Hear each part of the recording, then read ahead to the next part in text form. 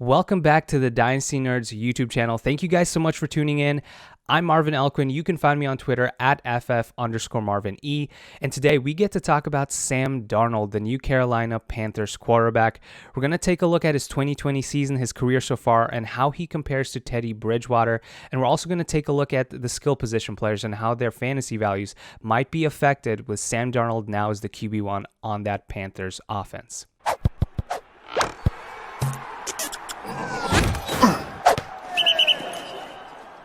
All right, so after 3 years with the Jets, Sam Darnold is now a Carolina Panther. And just to recap really quick, the trade that happened a few weeks ago, the Panthers gave up a second and a fourth rounder in 2022, and then also a sixth rounder in this year's draft to acquire Sam Darnold.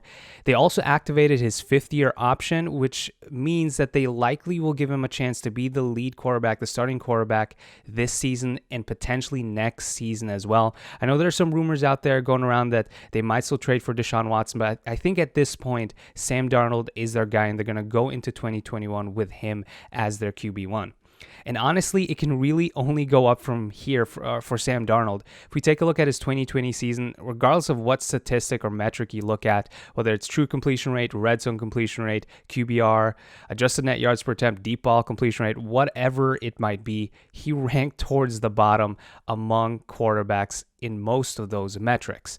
And in some cases, even outside of the top 32, because there were some quarterbacks that came in and started for a couple games and they were better than Sam Darnold. So that's not good for Sam Darnold at all. And if we compare him to Teddy Bridgewater, it doesn't look great for Darnold at all. Bridgewater was more accurate. He had a higher adjusted net yards per attempt, and he also had a slightly better touchdown to interception ratio. But as I was evaluating both of these quarterbacks, there were two glaring differences that I noticed, and that's why I wanted to share with you guys today. First off, Teddy Bridgewater had a higher completion percentage over expected, also known as CPOE. You can find this stat on Next Gen Stats.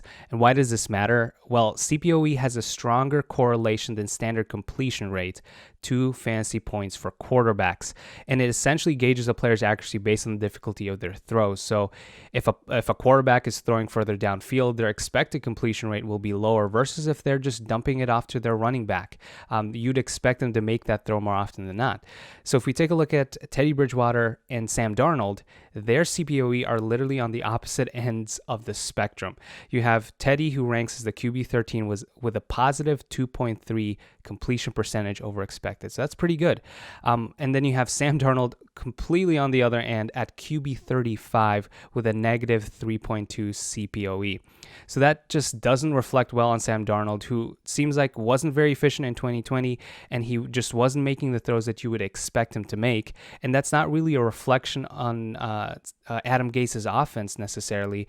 This is more on Sam Darnold, which is a slight concern that he ranks so low in this specific metric. On the other hand, and this is the second point I want to make here, is that Teddy Bridgewater had the better offensive line compared to Sam Darnold and the Jets last season. According to Player Profiler, Bridgewater had the sixth best protection rate among quarterbacks at an 89.6% rate. Darnold was ranked at 37th with a 74.1% protection rate. If we take a look at adjusted sack rate with Football Outsiders, Carolina's O-line ranked 17th with a 6.6% rate. The Jets, they ranked towards the bottom as well there, ranking at 29th with an 8.1% adjusted sack rate. So why am I telling you this? It's because I'm trying to find the silver lining in Sam Darnold's game, and that's his clean pocket completion rate. If we take a look at the last couple of seasons, Sam Darnold was the QB14 in 2019 with a 72.9% completion rate when the pocket was kept clean. And in 2020, he was even better. He ranked as the QB6 with a 77.5% clean pocket completion percentage. So what this tells me is that Sam Darnold, who now has a better offensive line, could be a more accurate quarterback if the pocket is kept clean. And that's the hope here with the Carolina Panthers boasting a better offensive line than the Jets last season. So in total, I believe this situation does boost Sam Darnold's overall dynasty value, as he now has the best wide receiver core that he's had in his short career, the best running back that he's ever played with, and also a better coaching staff that will hopefully cater to his strengths going forward. So we've established the baseline that Bridgewater was the better quarterback last season compared to Darnold, but regardless, Darnold is now the QB1 for this offense going forward. So how will that affect some of the skill position players on this team? If we take a look at Christian McCaffrey, I believe his upside is relatively unchanged. I think regardless of who the quarterback is for the Panthers, he will be the focal point of this offense. This offense will go through him. And even last season when he struggled with injuries throughout the year, but he still averaged about 30 PPR points per game. So expect him to continue that hyper-efficient production. And Darnold did target his running backs at a 19% rate when he was with the Jets. So that leads me to believe that he will rely on Christian McCaffrey quite a bit. And as a result, we should see that same high floor, high upside PPR production from CMC going forward. Now, where it gets a little more interesting is the wide receiver core. What role and will each of these receivers have now with Curtis Samuel gone, and what can we expect from them going forward? Robbie Anderson is a receiver, obviously, that Darnold is very familiar with. He played with him for a couple of years there in New York, and Darnold actually averaged the 4th highest adjusted yards per attempt when targeting Anderson throughout his career. So that's a good sign right there. But what I do want to highlight is that Anderson's role has changed since going to the Panthers. Anderson was the primary deep target for Darnold back when he was on the New York Jets, averaging about 15.1 air yards per target. Since joining the Panthers, he's averaged a career low 9.6 air yards per target, transitioning into a more possession receiver role, at least for parts of the season last year. And that's not necessarily a bad thing because we did see Darnold succeed with Jamison Crowder as his lead receiver in spurts over the last couple of years. Now, it'll be interesting to see if Anderson assumes more of a slot role going forward. Curtis Samuel was in the slot last year about 53% of the time. With him gone, Anderson could assume that role. He was in there already about 27% of the time. That number could just increase, and we saw that Darnold likes to target his slot receivers pretty heavily. Now, where we could see a wider range of outcomes is for DJ Moore, who I really, really like from a dynasty perspective. But unfortunately here, this might lower his floor slightly with Sam Darnold there. Now, if we take a look at DJ Moore and what his role could be, he will probably be more of a deep threat than Robbie Anderson was, because last year he averaged a career-high 13.1 air yards per target, averaged about 26, or didn't average 26 targets. He totaled 26 deep targets in 2020. And Darnold is not necessarily the most accurate deep ball passer. He was QB 33 last year with a 27% completion rate. And part of that could have been due to the offensive line. But where he is slightly better than Teddy Bridgewater is how aggressively he targets downfield. With Anderson on the team, Darnold averaged the 4th highest intended air yards per attempt in 2018, 15th most in 2019. And if you watch the Panthers last year, there were so many instances where DJ Moore was open downfield. He'd create separation, but Bridgewater wouldn't necessarily go his way. So I expect here that Darnold will target DJ Moore quite a bit, especially if he gets open downfield.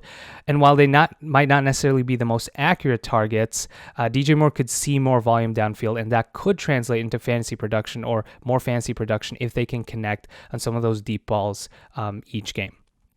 Now, where it gets a little more interesting, this is more of a deep stash or someone to keep an eye on is Dan Arnold, their new tight end who they signed for a $6 million deal, a 2-year deal.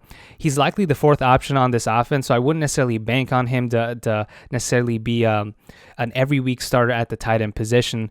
But what I did notice, though, is that Darnold had the most success targeting tight ends in the red zone in his career with the New York Jets. He had a 65% success rate targeting tight ends in that area of the field, had a 127.9 QB rating targeting tight ends, and also a 70% completion rate. That's higher than when he was targeting wide receivers or running backs in the red zone. So he could be a sneaky late tight end option, that someone who you can maybe grab off of waivers. I saw him on waivers in some of my leagues, and you could maybe even trade for him. I wouldn't necessarily, like I said, bank on him as an every week starting tight end, but he could have some upside with Darnold now as the starting quarterback for the Panthers. So where do all these players stand from a dynasty perspective? I think Darnold gives this offense a slightly higher upside, but also a wider range of outcomes because of his inefficiency. And it does lower their 2021 value slightly because of what we've seen from Darnold over the last couple of years.